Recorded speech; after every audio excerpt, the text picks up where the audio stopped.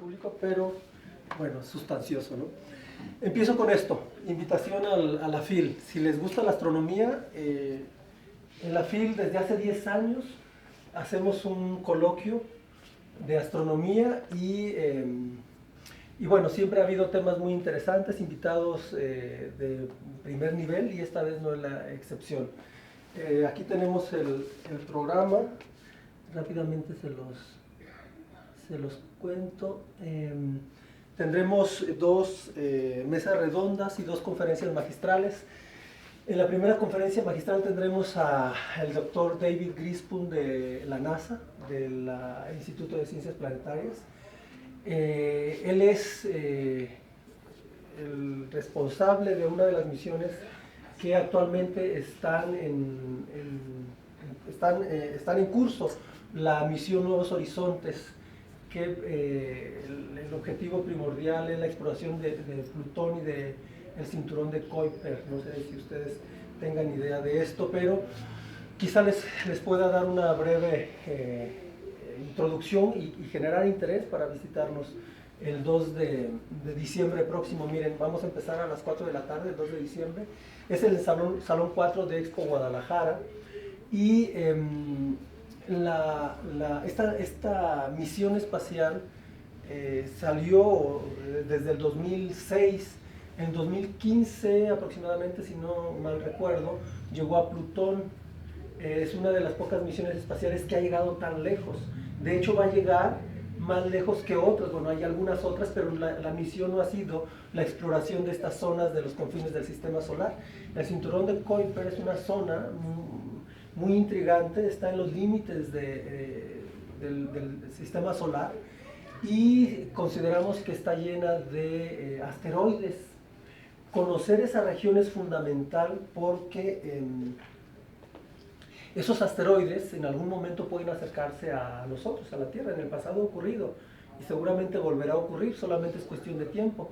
Y lo que necesitamos saber es cuándo va a ocurrir y qué tipo de pedrusco nos puede visitar. Bueno, visitar es un eufemismo, ¿no? O sea, nos pega y nos extingue, ¿no? Como le pasó a los dinosaurios. Entonces, explorar esa zona es fundamental para el conocimiento y para incluso la supervivencia humana. Esta misión espacial ha sido exitosa, llegó a Plutón, hizo hallazgos importantes. Aquí no les quiero dejar la intriga, vayan a la charla porque él es el protagonista de esta misión. Y nos hablará también de lo que está haciendo en este momento, porque ya está en esta zona del cinturón de Kuiper, y qué va a hacer. De hecho, se extendió un poco más de lo que se pensaba. Va a continuar aparentemente hasta el 2026 esta exploración de esta zona. Y luego tendremos más eventos, en realidad son 4. Bueno, aquí está. Tendremos una mesa redonda en la que hablaremos de acontecimientos astrofísicos importantes e impactantes en los últimos 10 años. Por una razón especial, bueno, no especial sí, pero digamos tiene sentido lo que está ocurriendo o lo que ha ocurrido en estos últimos 10 años. No sé si ustedes sepan, a veces en los medios de comunicación estas noticias que son muy importantes para la humanidad se conocen poco, pero aquí vamos a dar hincapié y vamos a darle la importancia que tiene. En estos últimos 10 años se han logrado hitos en la historia de la humanidad. Se han comprobado teorías que bueno, justamente eran teorías, ¿no? Pero se han encontrado evidencias de que esas teorías son verdaderas o que van por el buen camino. Por ejemplo, en el 2015, a ver, ondas gravitacionales, sí, en el 2015 se detectó la primera imagen de los alrededores de un agujero negro. Nosotros Einstein había predicho estos objetos. La física que conocemos, se podían hacer modelos que con esos modelos nosotros podíamos prever qué era lo que se tenía que observar. Y apenas hace unos pocos años, dentro de estos últimos 10 años, tuvimos la capacidad tecnológica para hacer esas observaciones. Las imágenes son espectaculares y son casi calcadas a lo que predecía la teoría, ¿no? Eso es fundamental. Fue el esfuerzo de muchos astrónomos de muchas instituciones, incluidos astrónomos e instituciones de México. Luego también detectamos por primera vez, en 2019, las ondas gravitacionales, que también salen de las predicciones de la teoría de relatividad de Einstein. Hacer estas observaciones es muy complicado, se necesita una precisión muy alta y apenas la tecnología no lo permitió. Y luego hay otros eventos no menos importantes. Por ejemplo, también apenas hace un par de años detectamos por primera vez los alrededores de un planeta fuera del sistema solar, y detectamos por primera vez el proceso de formación de satélites alrededor de un planeta. Es bien complicado porque son objetos muy lejanos y detectarlos a ellos ya es complicado, pero además detectar la formación de satélites alrededor de ellos es todavía más complicado.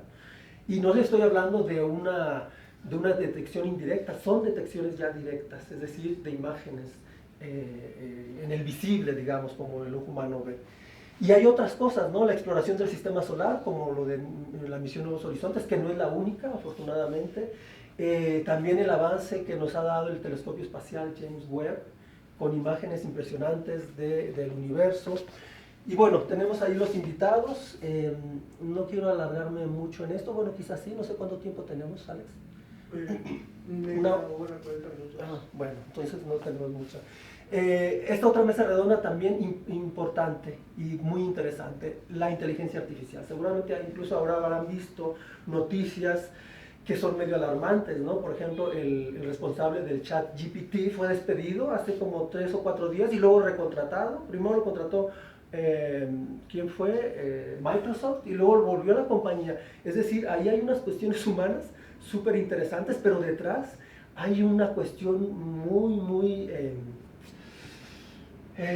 delicada para el futuro de la humanidad, ¿sí? Esta gente que es especialista en inteligencia artificial tiene ciertas alarmas prendidas que ellos mismos no necesariamente están controlando. Afortunadamente, bueno, la inteligencia artificial, esa es una de las cosas que seguramente se tratará aquí. Y nosotros vamos a ver la inteligencia artificial desde la parte de la ciencia que nos afecta, por ejemplo, en la astrofísica. Pero no implica que no vayamos a hablar o que no se vaya a tratar aquí estas cuestiones importantes en el desarrollo de la inteligencia artificial. Tendremos especialistas también en el tema. Y luego finalmente vamos a cerrar el coloquio con, bueno, ahí estaba ya, con una conferencia magistral que nos impartirá Eva Villaver del Centro de Astrobiología de España. No nos hablará específicamente de astrobiología, ella nos hará un recuento entre el origen del universo y la relación con los objetos cotidianos, cómo ha llegado todo o cómo ha evolucionado hasta tener un planeta como la Tierra y estas sillas, por ejemplo. Y obviamente pues está abierta a cuestiones de la propia astrobiología, ¿no? Esa es la ventaja, que ella es especialista también en astrobiología y se puede preguntar al respecto. En fin, este es el programa del coloquio y ojalá puedan ir ahí, llevar a posibles interesados, a la familia. Se hace una inversión de tiempo y de esfuerzo, incluso de dinero bastante grande, ¿no? Y es importante que, pues tener, a la gente que le interesa tenerla ahí. A veces la publicidad a la que tenemos nosotros acceso es complicada y no llega la información a donde tiene que llegar y no necesariamente tendremos o tenemos la cantidad de personas que nos gustaría, ¿no? Pero esperemos que esta vez superemos las expectativas. Afortunadamente la astronomía siempre ha llamado la atención, nuestro evento siempre ha tenido bastante interés, pero pues nunca hay que dormirse en los laureles, ¿no? Muy bien, pues con eso entonces empezamos. ¿Dónde está la presentación? A la derecha, a la mitad. A la mitad. A la derecha, totalmente a la derecha, ahí está todo. Ah, claro, estás viendo tú a la izquierda. Digo, yo estoy viendo a la izquierda. Aquí está. Ajá. Muy bien. Y ese es su archivo. Ahí está, pero está en el número 100. Sí. Bien, miren, esta charla realmente no va a ser una charla. Quiero que sea una experiencia interactiva entre ustedes y yo. Y los temas de la astrofísica. Me interesa Son 100 conceptos básicos de astronomía, son muchísimos, en 40 minutos no lo vamos a poder discutir, ni siquiera la mitad. Pero lo que me gustaría hacer es yo ponerles una lista y sobre lo que les interese a alguien particularmente, de eso vamos a hablar, ¿sí? Veremos la definición más o menos formal y luego yo, en palabras más simples, espero, transmitir la información, ¿sí? Entonces ahí tenemos esto de los 100 conceptos básicos de la astrofísica, o de la astronomía más bien, que estos conceptos quizá aquí se pueden aclarar también, porque siempre hablamos de astronomía y astrofísica, aunque actualmente pues son sinónimos, ¿no? En el origen no necesariamente. Entonces, aquí está. 9, 7. Uy.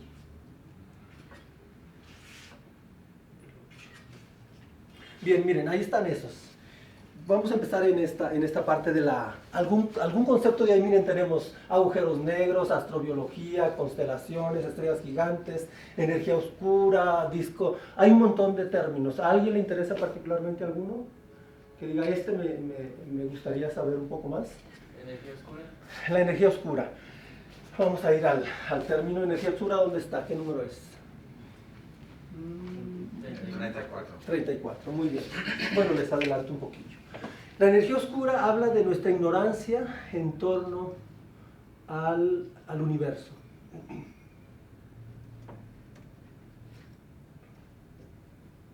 Ahí está. Este modelo del universo que nosotros consideramos que es el que representa realmente a nuestro universo, consiste en términos sencillos, un origen. A partir de ese origen, un punto, que si logramos entender eso sería maravilloso. Es muy difícil explicar eso, pero bueno, vamos a suponer que el universo se originó en un punto y a partir de ahí se fue expandiendo. Esa expansión, por alguna extraña razón, en los últimos años se está acelerando y debería de ser lo contrario. Ustedes están aquí sentados porque hay una cosa que se llama interacción gravitacional y los mantiene unidos a la Tierra. Si usted quiere saltar, es muy difícil que lo haga. Necesita una energía muy grande para poder escapar del campo gravitacional de la Tierra. Es decir, la interacción gravitacional es atractiva. Entonces, en la evolución del universo, la atracción gravitacional tendría que frenar la expansión. Pero lo que estamos viendo es que se está acelerando. ¿Qué es lo que causa esa aceleración? No tenemos ni idea. Y lo que decimos es, pues vamos a inventarnos un concepto. Bueno, estoy exagerando, ¿eh? Hay bases matemáticas, pero también esas bases matemáticas están todavía en desarrollo porque no tenemos los elementos para afirmar ni siquiera decir qué es eso de energía oscura. Lo único que sí podemos decir es que esta energía oscura es necesaria para justamente hacer que el universo se expanda más rápidamente. Es decir, en lugar de, bueno, no solamente contrarresta a la interacción gravitacional, sino que es superior a ella. Por eso el universo se está acelerando.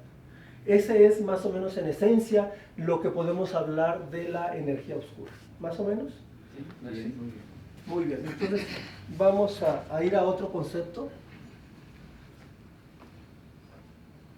Vamos a ir a ver al 8, a ver qué hay ahí. Miren, ahí están, bueno, sería lo mismo. Una pregunta. Dime. Vi la palabra materia. Sí. Entonces, ¿cuál es la diferencia entre materia oscura y energía? Muy bien. La energía oscura es esta cosa que acabamos de definir, es una cosa que permea el universo, mientras que la materia es la sustancia de la que se forman las estructuras en el universo, ¿sí? Están relacionadas, energía y materia están relacionadas. De hecho, Einstein dio una relación entre ellas. La energía y la masa están relacionadas, no es lo mismo, ¿sí? Pero sí hay una relación entre ellas. La materia, hay de dos: materia ordinaria, como la que te forma a ti y a todos, a la Tierra, y hay otra que tampoco sabemos qué es, y le llamamos materia oscura. Aquello que no sabemos qué es, le damos el término oscuro porque efectivamente no tenemos mucha idea de qué se trata. Tanto para la energía oscura como la materia oscura se están haciendo experimentos para intentar encontrar qué es, por ejemplo, nosotros, los planetas, las estrellas, todos esos conceptos que si hay tiempo los podemos explicar. Estamos formados por cierto tipo de estructuras pequeñitas que sí sabemos qué son, ¿sí? Esa cosa se llama materia bariónica y nos forman a nosotros, ¿sí? Todo lo que hay, lo que vemos, lo que emite luz, es decir, radiación electromagnética, y que además tiene la propiedad de la masa tiene la propiedad de la atracción gravitacional. Es decir, la atracción gravitacional y la masa están íntimamente relacionadas.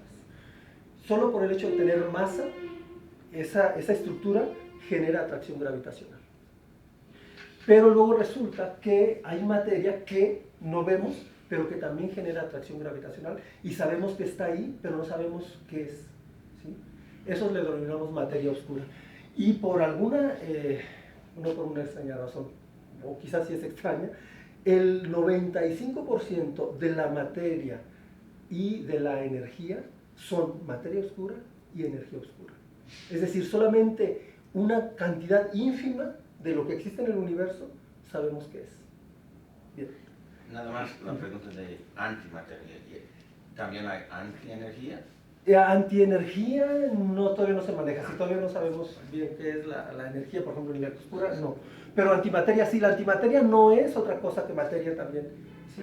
O sea, no es materia oscura. Nada más como un cargo.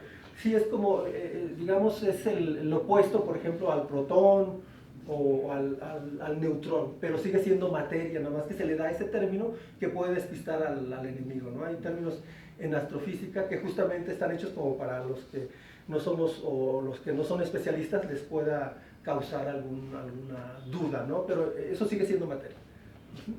Muy bien, ¿alguna otra cosa de aquí que les interese? Cuando decías que no la vemos, pero sabemos que está ahí, ¿Cómo le hacemos? ¿Cómo es eso? O sea, ¿cómo si no se ve, sabemos que está ahí? Pues miren, por ejemplo, aquí bien fácil. Estamos otra vez ligados a la Tierra, ¿sí? Para poder yo saltar o escapar del campo gravitacional de la Tierra, tengo que tener mucha energía. Y lo vemos con la Luna. La Luna está girando alrededor de la Tierra, y si yo mido la rapidez de la Luna alrededor de la Tierra, yo puedo estimar la masa de la Tierra, ¿sí? Eso se llama dinámica de Newton. Y es bien fácil, son ecuaciones sencillas y elegantes y muy poderosas. Con ellas yo puedo estimar la masa. Yo digo, la Luna se está moviendo con esta rapidez, aquí está la masa. Y entonces con el Sol también pasa lo mismo. Si yo mido la rapidez de la Tierra alrededor del Sol, yo puedo estimar la masa del Sol. Y resulta que esa masa de la dinámica, la masa del movimiento, coincide con la masa que yo puedo medirle al Sol a través de la luz. Por ejemplo, yo veo al Sol y digo, aquí en esta parte yo estoy recibiendo esta cantidad de luz. La luz son fotones, es la partícula de luz. Y yo puedo hacer una estimación entre la cantidad de fotones que emite el Sol y la materia que contiene.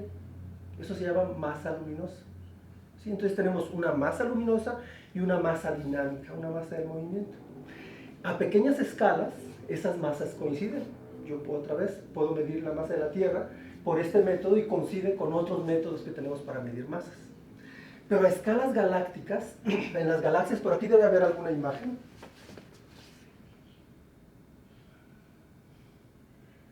Bueno, mejor me hubiera ido a la galaxia. Bueno, esa no es una galaxia, pero es un cúmulo globular. Si yo puedo medir, miren, ahí están, todas esas son estrellitas girando alrededor de un centro, ¿sí? El centro de masa, decimos nosotros. Y si yo puedo medir la velocidad de rotación de esta estrella alrededor de ese cúmulo, pues yo puedo estimar la masa dinámica, la masa del movimiento. Cuando yo comparo esa masa con la masa luminosa, aquí ya no coinciden, y es un problema bastante grave. Es decir, miren, ustedes están viendo toda esta masa porque está emitiendo luz, pero aquí hay otra masa que no estamos viendo, pero que a través del movimiento de las estrellas sale evidente que sí está, ¿sí? Aunque hay dos sopas, es decir, esa materia oscura quizá no exista. La estamos nosotros intuyendo de ecuaciones de la física que suponemos que son válidas. Hay colegas míos en la ciencia que dicen que las ecuaciones de Newton, las de Einstein, la mecánica, no funcionan a estas escalas. Es decir, si no funcionan esas escalas, pues hay que idear otra teoría, ¿no? Esas son palabras mayores. Hay mucha gente trabajando en ambos equipos, los que consideran que la materia oscura existe y los que consideran que la materia oscura no existe. Los que consideran que la materia oscura existe están buscando las partículas que explicarían esa cosa. Hay muchas propuestas, y los que dicen que la materia oscura no existe, pues están haciendo cambios a las teorías de la física para poder explicar lo que vemos y aquello que tampoco vemos. ¿Ven? Entonces todavía seguimos ganando los que consideramos que la materia oscura existe, a pesar de que es una barbaridad. ¿Ven? Más del 95% de lo que supuestamente hay en el universo no sabemos ni qué es, y medianamente sabemos dónde está, pero tampoco crean que muy bien. Entonces se está trabajando, la ciencia es eso, ¿no? Es maravillosa en el sentido de que hay unas preguntas fundamentales que todavía no respondemos, y quién sabe cuándo lo hagamos, ¿no? Porque no solamente es cuestión de tecnología, sino cuestión de las ideas detrás, es decir, de las teorías que deberían explicar estas cosas. Todavía no las tenemos aparentemente desarrolladas, o están desarrolladas, pero la tecnología todavía no la tenemos para comprobarlo. Estas teorías van haciendo cosas muy bien. Por ejemplo, otra vez, hace más de 100 años Einstein predijo justamente los agujeros negros, que quizá luego expliquemos. Y entonces, pues, salía de la teoría, era muy loco eso, ¿no? Pensar esas cosas. ¿Cómo es posible que una masa esté concentrada en un lugar tan pequeño y que ni siquiera permita que la luz escape? Parecía fantasía, pero ya sabemos no solamente que existen, sino estamos comprobando directamente que sí es así. ¿Ven? Bueno, más o menos. Bien. ¿Sí? Bien. Entonces, vamos a otro término que quizá les pueda ser interesante. Vamos a ver algo. Yo tenía una, A ver, dime. donde dice aurora polar. Aurora. La verdad, mi inquietud real es la aurora boreal. No sé Ajá. si tenga que ver. No era aurora polar, déjame ver dónde estaba. Ahí está. Dice aurora polar en la 17. No, a ver, aurora polar, pues sí, mira. Entonces supongo que tiene que ver justamente con este término. Claro, estos términos los usé de un texto español, y a veces ciertos conceptos. ¿Y tiene algo que ver con la aurora boreal? Pues vamos a verlo, porque esto también yo suponía que era la aurora boreal. Aurora polar, aquí está. Fenómeno luminoso que produce en la atmósfera terrestre con impacto de coral. Ya, es la aurora boreal. Ah, ok. Sí, Entonces, es decir, es un término. fíjate que yo no había escuchado, lo pregunto a veces y no hay una explicación. Yo quiero aprovechar tu elocuencia, tu forma sencilla para aterrizar cuando porque tengo muchas ganas de ir a ver la aurora boreal con mi hija. Entonces, ha sido un sueño que tengo, ¿verdad? Pero saber qué es, me entusiasma saber qué es una aurora boreal. Mira, el Sol, bueno, es un objeto, es una estrella, que quizá luego explicamos qué es eso, y tiene, además de la emisión de luz, es decir, de radiación electromagnética, de fotones, además de ahí salen partículas cargadas. ¿Qué son las partículas cargadas? Núcleos atómicos, ¿sí? Puede ser o protones o neutrones de ahí. Es decir, el Sol tiene cierta actividad. Para generar energía se producen un montón de cosas, y parte de los productos de eso que ocurre en el Sol sale de ese cuerpo masivo y viaja a lo largo del espacio, y nosotros estamos en el camino, ¿sí? Y nosotros afortunadamente tenemos un campo magnético, ¿sí? De hecho, si no existiera el campo magnético de la Tierra, no existiría la vida en la Tierra. Bueno, hay muchas cosas por las que si no fuera la Tierra como es, pues no existiría vida, ¿no? Pero esta es una cosa fundamental. Los campos magnéticos, la Tierra es como un dipolo, y tiene las líneas de campo magnético se enrollan, salen y vuelven a entrar, y entonces hay zonas en los polos justamente donde están libres, es decir, las líneas de campo magnético están, digamos, ahí no hay campo magnético. ¿Vulnerables? No, sí. No. ¿Perdón? ¿Vulnerables? Vulnerables quizás no es la palabra. Simplemente son las líneas de campo magnético se enrollan y ahí hay huecos. Huecos. Ahí hay huecos. ¿qué hacen las partículas cargadas? Las partículas cargadas pueden ser desviadas justamente por un campo magnético. Y entonces, las partículas que llegan frente al campo magnético de la Tierra, pues son rechazadas, afortunadamente. Pero las partículas cargadas en los huecos entran. Entonces, afortunadamente están en los polos, ¿no? Ahí la vida no es tan extensa y la poca que ha habido se ha acostumbrado. Y lo que se ve en las auroras boreales y australes, porque no solamente es en el norte, sino en el sur, justamente es cómo esas partículas cargadas entran a la atmósfera e interaccionan con los elementos que hay en la propia atmósfera. Entonces se dan estas imágenes espectaculares de cambios de colores en esas zonas. Si hay una tormenta solar muy intensa, esas zonas se extienden más hacia el sur, bueno, más hacia los trópicos, digamos. Afortunadamente tampoco ocurre frecuentemente. Por eso también es muy importante, la ciencia es muy importante para todo, particularmente aquí también es útil, ¿no? Si nosotros conocemos cómo el Sol actúa, de qué manera está produciendo su energía, cómo se comporta, nosotros podemos predecir tormentas solares, por ejemplo. Una tormenta solar muy intensa puede causar problemas graves a la Tierra, porque ahora dependemos totalmente de objetos que, si una partícula cargada entra, lo destruye.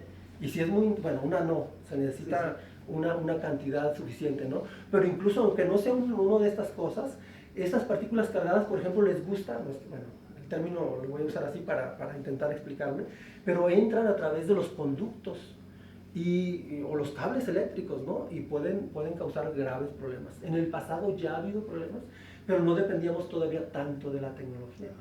Una tormenta solar en estos casos, si no la prevemos, pudieras verse. Claro, los aviones, por ejemplo, imagínate que si no predecimos una tormenta solar y de repente hay una cuestión de afectar a los sistemas de navegación, pues los aviones se pueden caer. Es decir, bueno, no hay que ser alarmistas, ¿no? La ciencia afortunadamente está para eso. Y si podemos predecir eso, podemos nosotros tomar medidas, ¿no? Si es muy, muy intensa, pues nada, tampoco nos va a ayudar, ¿no? Pero afortunadamente esos eventos son raros. Pero sí pueden ocurrir y en el futuro seguramente ocurrirán a otros como nosotros. Pero espero que la tecnología esté más desarrollada para poder... Así como los meteorólogos pronostican que viene una tormenta, ¿pueden los que manejan las auroras boreales decir va a haber más auroras boreales este mes? No es a través de las auroras boreales como podemos predecirlo. Hay que ver la actividad del Sol. Es decir, no sé si ustedes estuvieron en el eclipse, no sé si nos visitaron esta vez acá.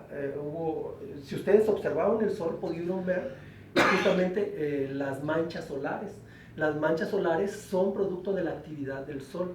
Y en las manchas solares justamente es donde salen disparadas estas partículas, porque ahí es donde los campos magnéticos del Sol salen a la superficie y entonces generan regiones donde es fácil salir y además de salir pues generan cambios de temperatura, por eso se ven las manchas solares en el Sol. Entonces si nosotros conocemos la actividad solar podemos predecir acá, no a través de las auroras boreales. Las auroras boreales son una consecuencia, que si no tuviéramos nada más, pues sí, lo usaríamos como una fuente de información, pero realmente la fuente de información está en el Sol y afortunadamente hay muchos científicos trabajando en eso, ¿no?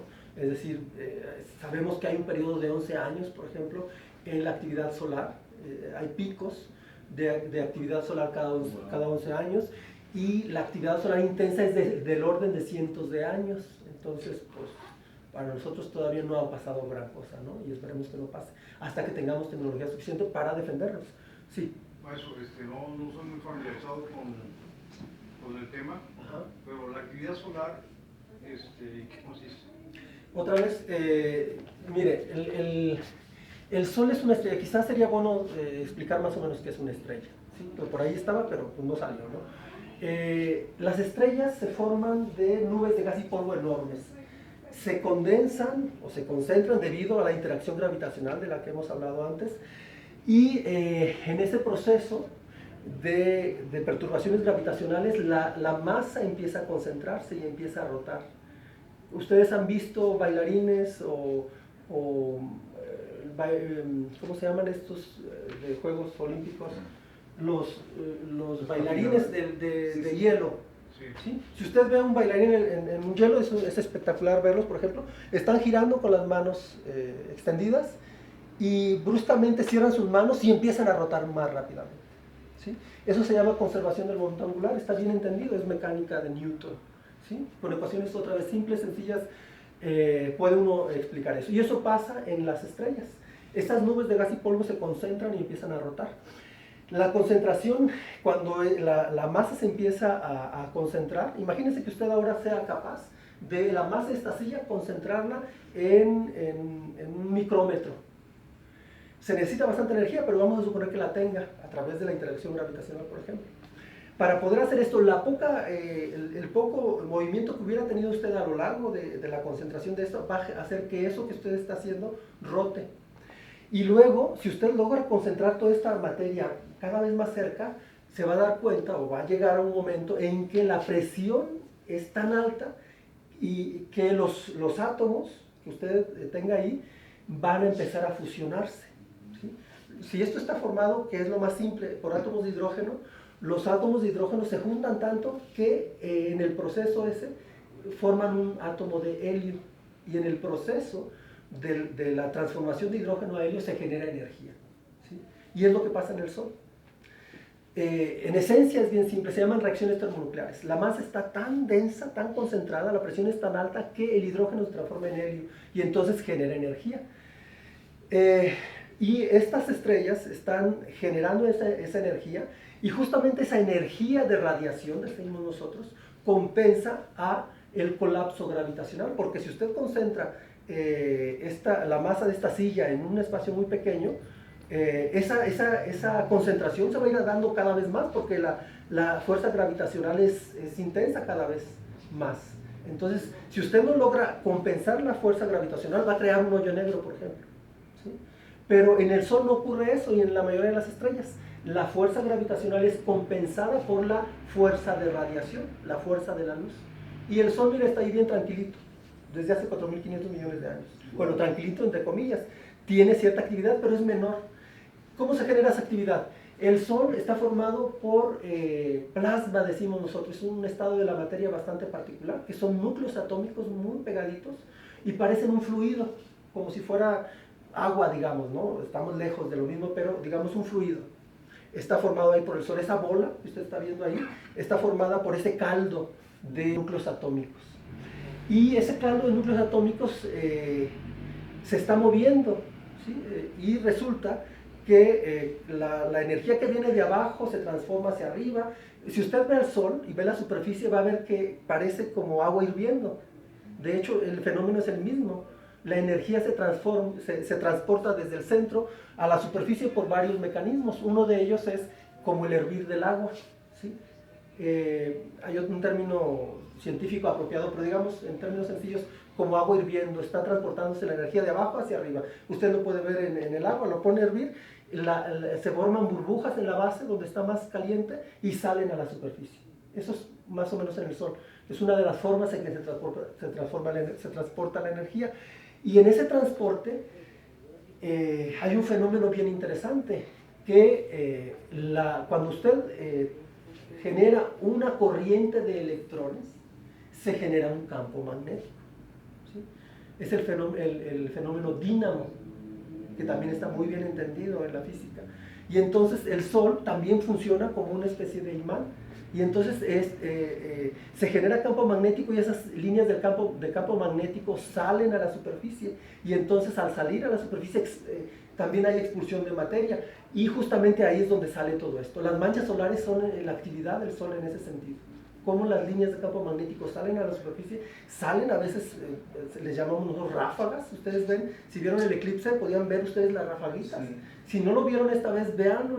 Ahora en abril vamos a tener otro evento, y lo vamos a ver en México. Aquí va a ser parcial, va a ser más intenso que el que acabamos de tener, pero si quieren verlo, digamos, el eclipse total, váyanse aquí a Durango, váyanse a Mazatlán, ya está lleno, ya ni vayan ahí, ¿no? Ya los hoteles están llenos, pero hay muchas zonas, Durango y para un poco hacia el norte, una franja donde va a haber totalidad, y van a poder ver la actividad del Sol de primera mano, casi directamente con sus ojos. Los eclipses son buenos para ver esta actividad. En otras ocasiones no tenemos tan fácil ver la actividad del Sol. Dígame. Si esa actividad solar es aleatoria, predecible. Más o menos es predecible. Hay cosas que no sabemos, Por ejemplo, no sabemos cuándo va a ocurrir una actividad muy intensa que pueda impactar a la Tierra de manera peligrosa. No lo sabemos. Lo que sí sabemos es que el Sol tiene periodos de actividad más intensos y sabemos que es alrededor de 11 años. Y no tenemos todavía registros mucho más amplios porque estas detecciones modernas son las que nos están dando la información. En el pasado no tenemos detecciones, pero no regulares, no tenemos información tan precisa como para predecir si ocurrió un evento catastrófico en los 800, si se vuelve a repetir en 100 años o en 500. ¿Sí? Si es en 500 años, pues seguramente ya tendremos tecnología más avanzada, pero a lo mejor si ocurre ahora no podríamos tener la misma suerte. Y la última pregunta, Sí. ¿Y esta actividad, ese movimiento, se considera, entre comillas, que es un ente vivo? No, bueno, depende, a ver, ¿a qué define usted como vivo? Pues que está en movimiento, que hay energía, Si dice eso, pues entonces podemos decirlo así, pero no tiene nada que ver con la vida biológica de la que está formada el ser humano. ¿Sí? Es decir, son objetos dinámicos, podríamos llamarles, pero vivos en el sentido biológico, no. La vida biológica requiere, bueno, es un mundo de diferencia y podríamos, si quieren, discutirlo.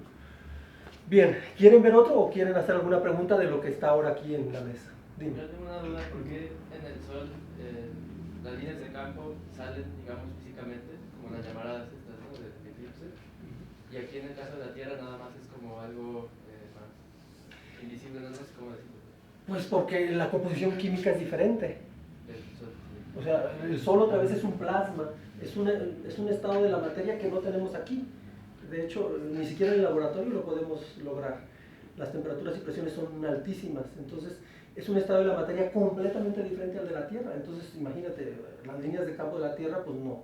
O sea, a la vista no ocurre, pero sí efectivamente esas líneas de campo cuando están ahí, y vemos que están ahí como por ejemplo cuando entran estas partículas del Sol, y las podemos ver a través de las auroras boreales, podemos incluso ver la constitución de esas líneas de campo.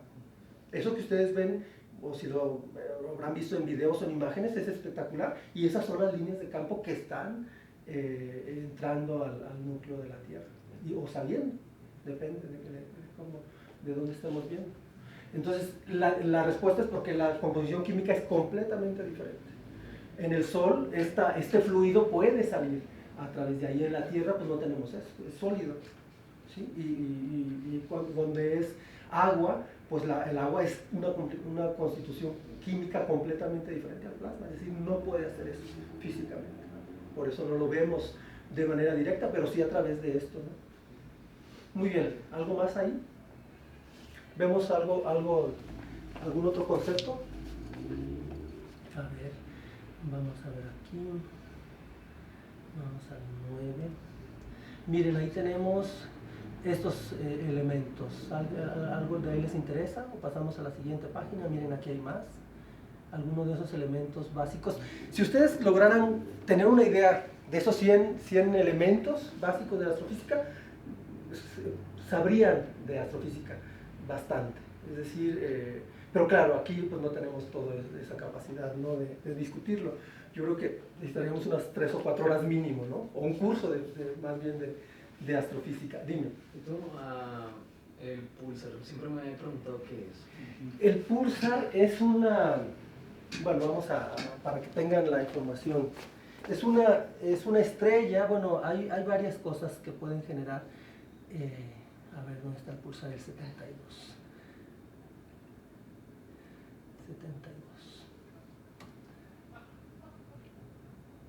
Ahí está.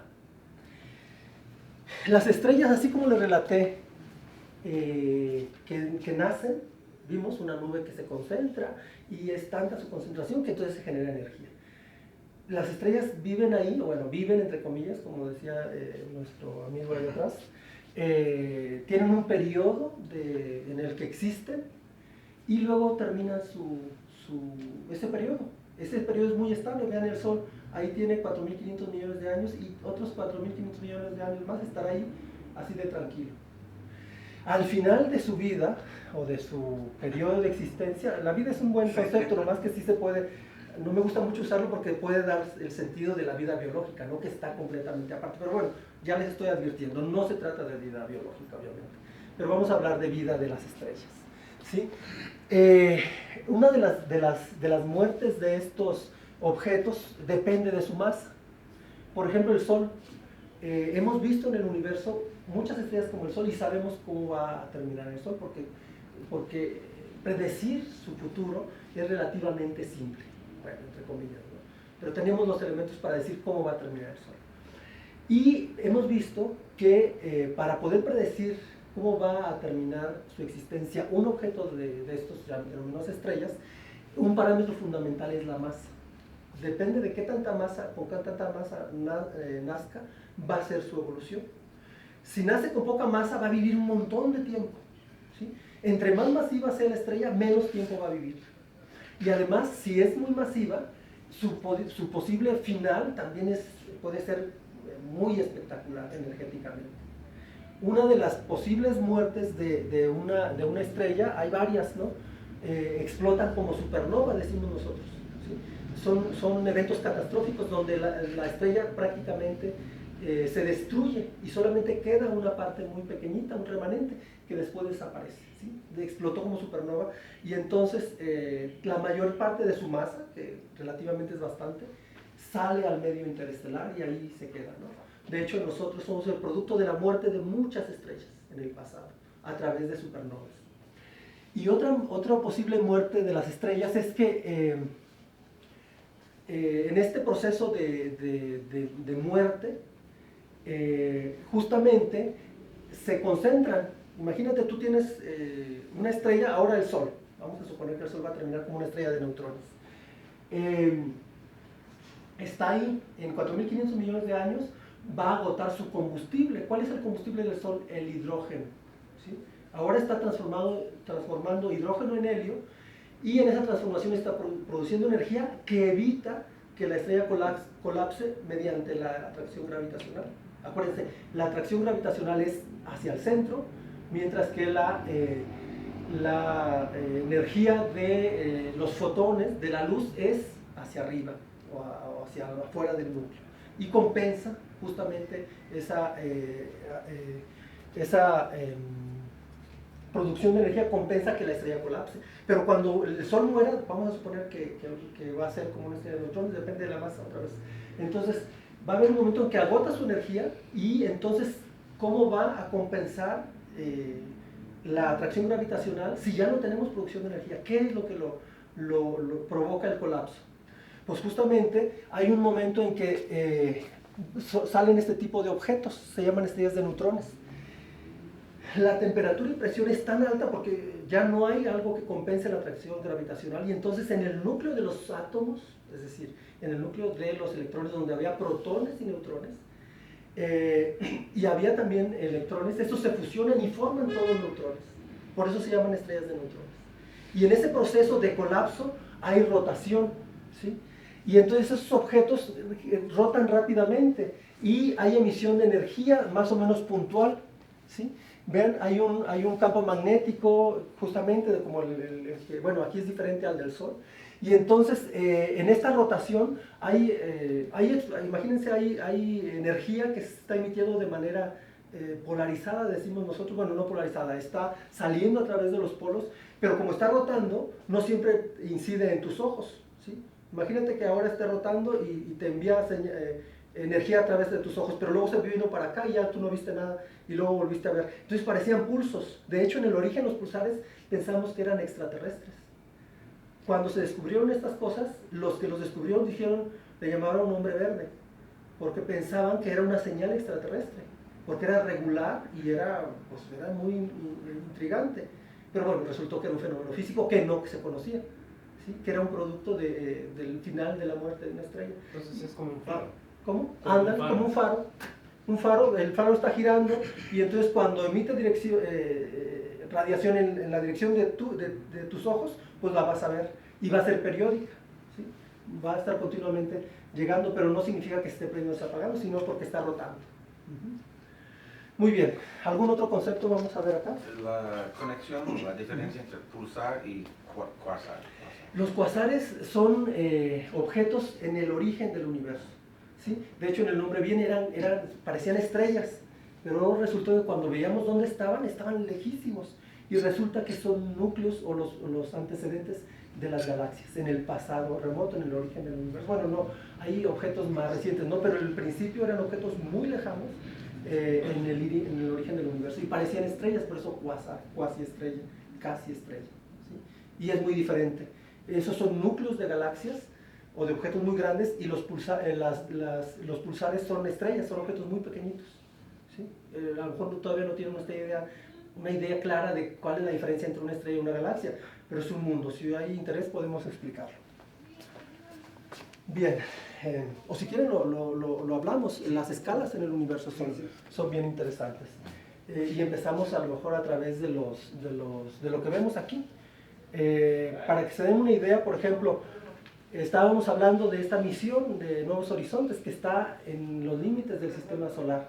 Los seres humanos apenas estamos siendo capaces de enviar sondas a esas regiones, ¿no? Bueno, en el pasado, en los 70, se envió las Voyager, y esas ya van bien lejos, ¿no? Ya pasaron por los límites del sistema solar y están por ahí ya caminando hacia afuera, ¿no? Pero esos objetos eran bastante arcaicos, ¿sí? La tecnología ha avanzado, bueno, la tecnología de esta misión Nuevos Horizontes es del 2006, tampoco, pero eso es lo que hay, ¿no? Lo que ahora tengamos, lo enviamos y en 20 años ya está obsoleto, pero es lo que teníamos de esa capacidad, ¿no? Entonces, en el sistema solar, por ejemplo, imagínense, esta cosa siempre me gusta hacerla porque es muy ilustrativa, que el Sol sea una canica y ustedes la ponen aquí. Todo el mundo ha jugado con una canica, ¿no? O más o menos, ¿sí? Un chícharo, si no le suena una canica. Y entonces, la Tierra estaría a 1 metro de distancia del Sol, y sería una brizna, realmente al ojo humano no se vería. Lo único que podrían ver sería Júpiter y Saturno, que estarían por ahí entre 5 y 9 metros más o menos. Y Neptuno estaría como a unos 30 metros de distancia, ¿sí? Wow. En esa escala es un chicharito. Ajá. Y Neptuno, ¿La Tierra a cuántos metros? a 1 metro. A 1 metro. Es nuestra unidad de medida a la Tierra, ¿sí? Y la estrella más cercana a este chicharito estaría a 300 kilómetros de distancia. Es decir, la estrella más cercana a nosotros está a 300 kilómetros de distancia. Wow. Pongan este chicharito aquí y váyanse a Vallarta, 50 kilómetros se metan al mar y ahí está el otro chicharito. En ese espacio no hay nada, ¿sí? Bueno, acaso algunas partículas de luz viajando, ¿sí? Pero la densidad en el espacio es muy baja. De hecho, si nosotros el vacío más extremo que podamos hacer en la Tierra no llega ni siquiera a emular lo que realmente hay en el espacio. Entonces, esas son las distancias entre las estrellas. Y las galaxias están formadas por estos chicharitos, ¿sí? Y tienen más o menos 10 a la 11 chicharitos. ¿Cómo se llama la estrella que está? Se llama Alpha Centauri, o Próxima Centauri, ¿sí? Está a unos 3 años luz. El año luz es la distancia que recorre la luz en un año a 300.000 kilómetros por segundo, ¿sí? Entonces, por ejemplo, a esa rapidez de la luz, el Sol, en la mañana que lo vean, cuando ustedes lo vean, la luz que van a recibir sus ojos habrá salido del Sol 8 minutos antes, ¿sí? Si la luz del Sol llegara a Próxima Centauri, tardaría unos 3 años en llegar a esa rapidez, y es lo más rápido que viaja algo en el universo. Entonces imagínate estas escalas, incluso en chicharitos estas galaxias son enormes, ¿sí? Entonces están comparados, ya vieron el tamaño, ¿no? Lo que decimos que son pulsares son estrellas, o más bien ni siquiera son estrellas, son núcleos de estrellas, son cosas muy chiquititas todavía. Y los cuasares son los núcleos de galaxias, ¿sí? Objetos mucho más grandes.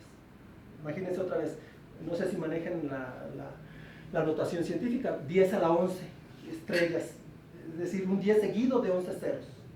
Son la cantidad de chicharitos que habría en una galaxia, pero no son chicharitos, son estrellas, que en volumen, el Sol es como un millón de veces el volumen la Tierra cabría en el Sol como 1 millón de veces, ¿sí? Entonces, la distancia que hay del chicharito del origen del Sol, sí. al final de la galaxia. Al final de la galaxia, pues multiplícalo. En esa escala no te lo puedo decir. En esa escala no te lo puedo decir porque incluso esa escala es muy difícil manejarlo. ¿Sí? Te lo puedo decir en las unidades que manejamos los astrónomos, pero obviamente no les van a decir nada. Serán alrededor de 15 megaparsecs, ¿sí? Las distancias que manejamos a esa cosa. Si hay una equivalencia en kilómetros, pero son millones de kilómetros. Inimaginable. O sea, ni siquiera en la escala de Chicharitos eso es posible Wow. describirlo. No es posible, o sea, nuestra imaginación... En no cambio, alcanza. Saturno podemos decir que está a ¿cuánto? Saturno está como a 5 metros. Dígame. Sí, maestro, usted dijo ahorita, nosotros astrónomos, la astronomía, o sea, por el tipo, la palabra, digo, es el nombrar a los astros, y la astrofísica, pues es la física de los astros, pero exactamente, ¿cuál es la diferencia? Pues realmente en esencia actualmente no tenemos ninguna diferencia. Nosotros mismos nos llamamos astrofísicos y astrónomos, pero el origen de la diferencia viene que la astronomía empezó como una ciencia de observación de posiciones, ¿sí? La astronomía posicional que ahora sigue existiendo, ¿no? Y después, o sea, no había elementos suficientes como para justamente describir con teorías físicas esta cosa. De hecho, en el origen ni siquiera era astronomía, era astrología, que ahora hay un mundo, ¿no? La astrología es una pseudociencia, se quedaron con el nombre, no lo hemos podido rescatar, ni creo que podamos, y se diferencia de la astronomía, pero se empezó con el estudio de los astros, es decir, que justamente lo que hacemos nosotros. Pero en el principio también había una mezcla ahí mágica que obviamente la ciencia no sustenta, por eso somos astrónomos nosotros. Y además de la astronomía de posición y de observación, se agregó el estudio a través de las leyes de la física, y eso es la astrofísica. ¿Sí? Pero realmente si ahora usted le pregunta a cualquier astrónomo o astrofísico, pues le va a decir cualquier cosa, o es astrónomo o es astrofísico, son equivalentes. ¿Sí? En la esencia sí, pues está la diferencia. La astronomía posicional, en la que no se usan de manera extensiva las leyes de la física, y la astrofísica en la que sí efectivamente las leyes de la física se usan extensivamente. La astronomía posicional pues solamente registra, es decir, usted en el pasado iba a un telescopio y registraba las posiciones de los objetos, las características de esos objetos, los describía. La astrofísica ahora nos da, tenemos elementos matemáticos para poder incluso predecir sus movimientos, para hacer un montón de cosas a través de teorías físicas.